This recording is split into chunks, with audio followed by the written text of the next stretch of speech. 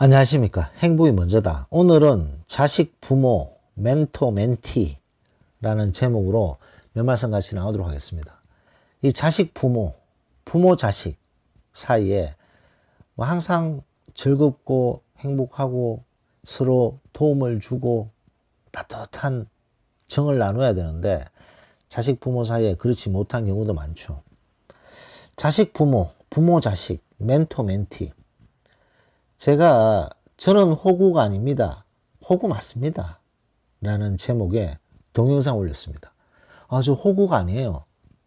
근데 호구 맞습니다. 이제 그 동영상에 댓글을 쓰신 분인데, 김모양이죠. 고등학생이기 때문에. 고등학생이면 우리 그 행복이 먼저다의 구독자 중에 10대는 거의 없습니다.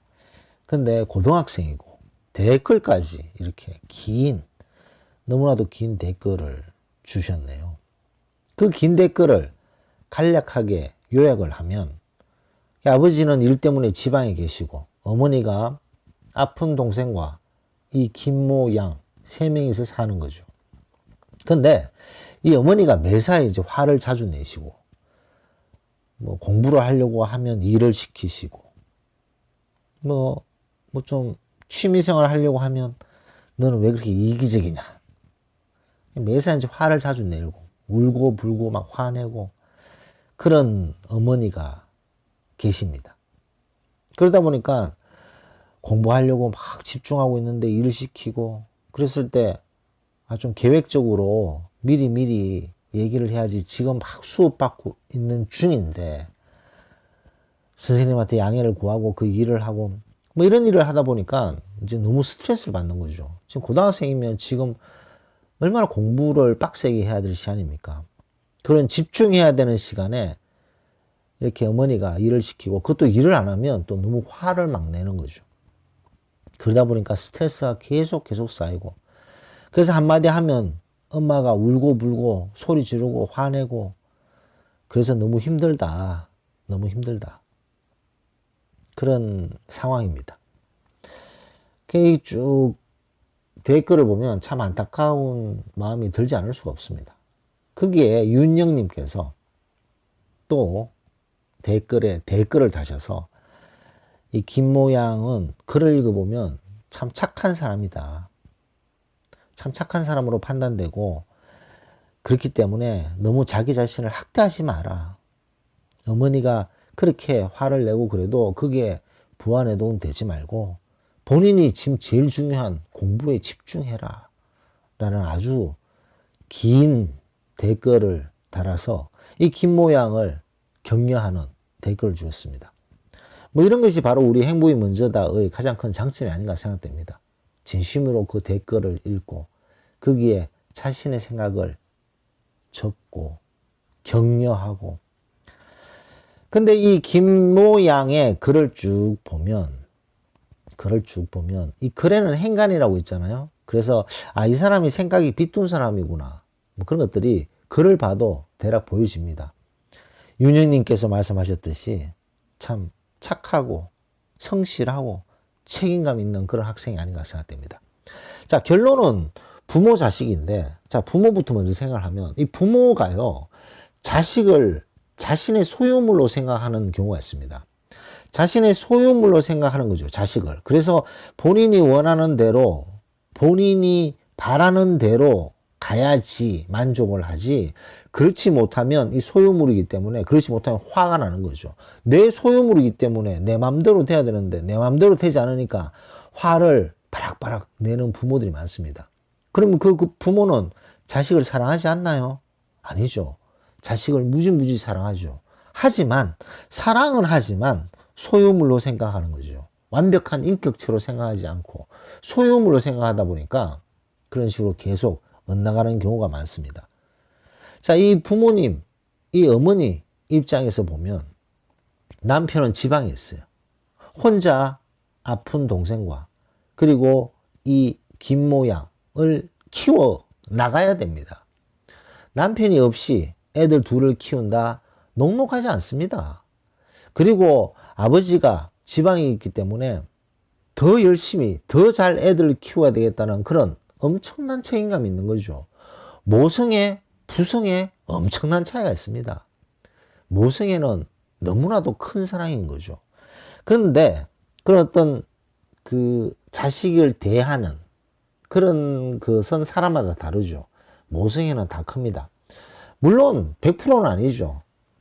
그 중에도 보면 너무나도 말도 안 되는 부모도 있긴 있습니다. 근데 대체로 보면 이 모성애의 깊이, 그 크기는 이루 말할 수가 없죠. 자, 그런데 그렇게 자식을 사랑하고 아끼는데 왜 이렇게 자식을 힘들게 하는가? 소유물이라고 생각하기 때문인 거죠. 그리고 본인이 가지고 있는 너무나도 큰 책임감, 힘든 상황, 남편 없이 혼자 두 자녀, 고등학생, 뭐, 그 다음 중학생인지 모르겠는데, 그 동생을 돌봐야 되는 그런 책임감, 그거 만만치 않습니다. 그러다 보니까 매사에 화가 나고, 나는 이렇게 힘들게 최선을 다하는데, 내 이 작은 이런 부탁도 잘 못 들어주는 딸이 야속하게 느껴지고, 속상하게 느껴지고, 딸은 자기 것만 챙기는 것처럼 보이고, 뭐 그런 생각이 되면서 화를 내게 되고, 그 화를 내는 속에서 자식은 힘들어지고, 자식도 뭐 지금 노는 나이 아니잖아요. 고등학생 얼마나 바쁩니까? 얼마나 스트레스가 많습니까? 그 속에서 본인은 나름대로 하려고 하는데, 이제 그러니까 계속 그 기운이 안 좋은 거죠. 그런 상태가 되겠다 보니까 그 고등학생 김 모양이 우리 행복이 먼저다의 긴 댓글을 썼는 상황까지 되지 않았나 생각됩니다. 결론적으로 말씀드려서 자식과 부모와 자식 사이에는 가장 좋은 것 중에 하나가 바로 멘토, 멘티의 역할을 해야 된다는 거죠. 부모는 자식의 멘토가 돼야 됩니다. 그리고 자식은 부모의 멘티가 되는 거죠. 멘티, 멘토, 멘티. 자식의 어떤 문제를 해결하는 데 있어서 이 해결책을 찾아줄 수 있는 첫 번째 떠오르는 사람이 부모여야 됩니다.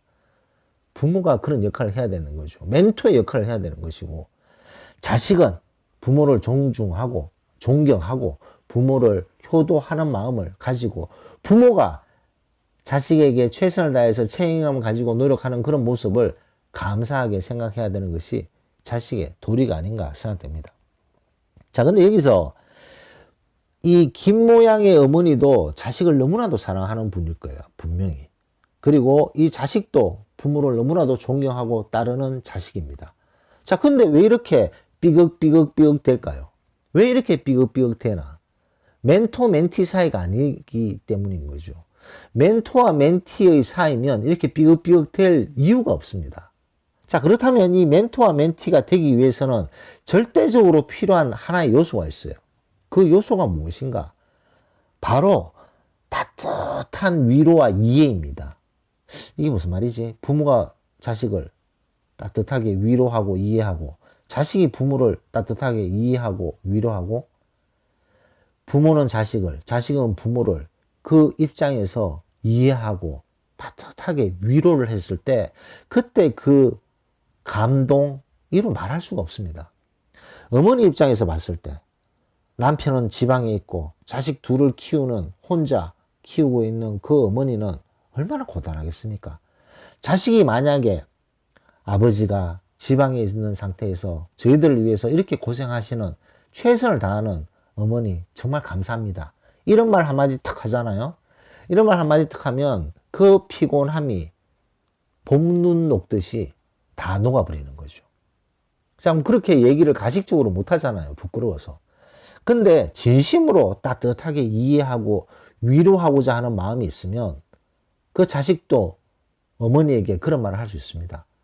최선을 다하면서 우리 자식을 돌봐주는 어머니 감사합니다. 진심으로 감사합니다. 그리고 그 힘든 상황에서도 내가 잘 못해도 최선을 다하는 그런 책임감을 가진 어머니께 감사하다는 마음을 따뜻한 이해와 위로를 전하면요, 어머니의 그 힘든 그런 상황도 봄눈 녹듯이 녹는다는 거죠. 자, 반대로 부모가 자식, 소유물이 아니에요.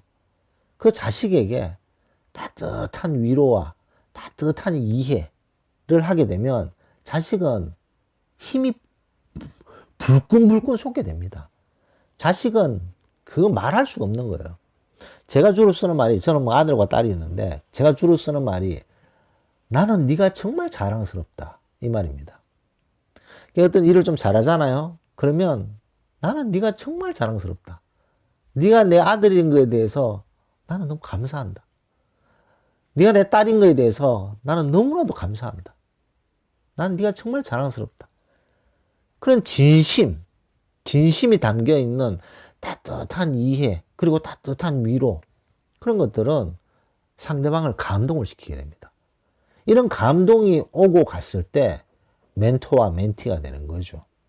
단순하게 부모가 자식을 내 소유물로 생각하고 야 이런 대학까지 가야 되니까 열심히 해. 내가 다 이렇게 밀어주고 챙겨줬는데 왜 못하는 거야. 이런 식으로 들들 볶아버리면 자식의 마음이 떠나지 않겠습니까? 아 빨리 대학 가서 빨리 이 집을 떠나야지. 이런 생각을 하게 된다는 거죠. 그 다음에 자식 입장에서도 봐도 그래요.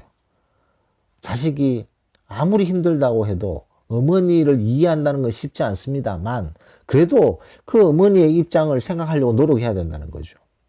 아버지가 없는 상태에서 둘을 키우고 아버지가 통 없는 뭐 편신 없으니까 없는 상태에서 이 아버지 없는 상태에서 내가 잘 키워야 된다. 그 부담감 장난 아닙니다.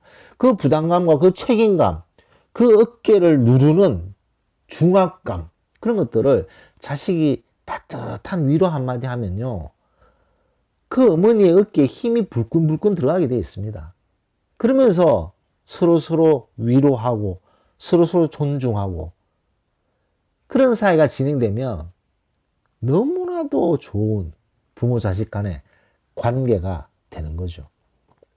근데 이런 것들을 안 하다 보면 그 사소한 섭섭함 이런 것들이 아무리 부모 자식 사이라도 조금씩 생기게 됩니다. 조금씩 생기게 되면 아 빨리 대학 가서 이 집을 떠나야지. 그리고 부모는 에이 무자식이 상팔자야 뭐 이런 소리를 하게 된다는 거죠. 그 따뜻한 이해 역지사지 아무리 부모 자식 간에도 그 부모의 입장을 이해하려고 들고 부모가 이 자식의 입장을 이해하려고 들고 그리고 그 상대방의 마음을 이해했을 때 위로를 하고 진심으로 따뜻한 마음으로 위로를 하게 되면 부모 자식 부모 간에 얼마나 따뜻한 정이 작티겠습니까? 근데 이런 걸 자주 안 하게 되면 하기가 어색할 수 있어요. 얼마나 어색하겠어요. 그 분위기가 냉랭한 상태에서 어머니를 생각해 보니 정말 힘드시겠다. 그래서 이렇게 말을 꺼내려고 하는데 얘기가 안 나올 수가 있습니다. 부모가 자식에게 그래 난 너가 정말 자랑스럽다 이런 말을 하려고 해도 평소에 안 하다 보니까 얘기하려니까 쉽지 않은 거죠. 그러다가 뭐뭇 하다가 또 사건이 터지면 도루묵이 되어서 에이 빨리 집에 나오고 싶어. 아이 무자식이 상팔자야. 이런 식으로 된다는 거죠. 그래서 그때 좋은 방법 중에 하나가 바로 편지입니다. 편지. 자신의 손으로 쓴 편지. 어떤 일이 있었을 때 그 상황을 편지로 진심으로 부모를 이해하는 마음으로 위로하는 마음으로 존경하는 마음으로 따박따박 적는 거죠. 그리고 부모도 자식에게 얼마나 너는 귀한 자식이라는 것을 자랑스러운 자식이라는 것을 따박따박 적는 거죠. 그리고 편지를 건네주는 거죠. 자식이 만약에 그런 내용의 편지를 부모에게 드렸잖아요. 그 부모님은 평생 그 편지를 들고 다닐 겁니다. 그리고 그 자식도 부모가 써준 그 편지를 지갑에 꼬깃꼬깃 넣어서 간직하면서 힘을 얻는 거죠. 그래서 이 부모와 자식과 부모는 뭐 뗄래야 뗄 수 없는 너무나도 귀하고 귀한 그런 사이지만 사소한 섭섭함들을 놔두고 하다 보면 이 골이 깊어져서 뭐 부모 자식 사이에서도 관계가 멀어지는 경우가 많습니다. 그렇게 멀어지기 전에 꼭 해야 할 것이 바로 그 부모의 입장, 자식의 입장을 따뜻한 마음으로 이해하고 위로하고 얼싸안는 그런 행동을 하는 것이 상당히 중요하죠. 그러기 위해서는 글로 표현할 수도 있고 말로 할 수도 있고 눈빛으로 할 수 있다는 거죠. 그렇게 되면 멘토, 멘티 너무나도 귀한 부모 자식 간이지만 멘토, 멘티와 같은 그런 관계로 발전될 수 있다는 것을 우리는 알 수가 있습니다. 그래서 오늘은 자식, 부모, 자식 간은 너무나도 귀하고 귀한 사이입니다. 이 사이가 멀어지지 않기 위해서는 서로를 따뜻하게 이해하려고 들어야 되고, 그 이해를 했을 때는 가슴으로 위로를 했을 때 너무나도 좋은 그런 부모, 자식, 부모 간의 관계가 되지 않을까 생각한다는 말씀을 나누면서 오늘 녹음 마치도록 하겠습니다. 감사합니다.